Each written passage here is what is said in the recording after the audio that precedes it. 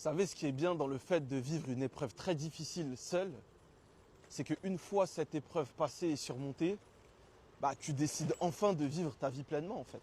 Parce que tu te dis quand tu étais au fond du trou, au plus bas, que ta vie était sur pause, était même peut-être à deux doigts de s'arrêter, la vie des gens, il était où? L'opinion des gens était où? Les gens, ils faisaient leur vie, ils avançaient, pendant que ta vie, toi, elle était sur pause.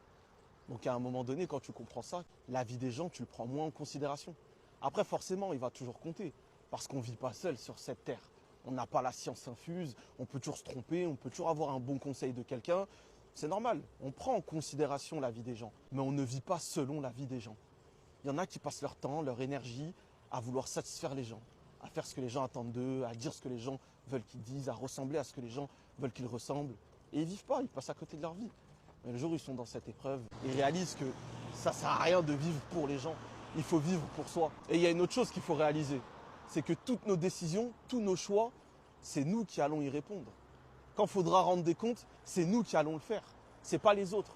Donc si on fait nos choix et on prend nos décisions en fonction de ce que les gens attendent de nous, c'est quand même nous qui allons assumer.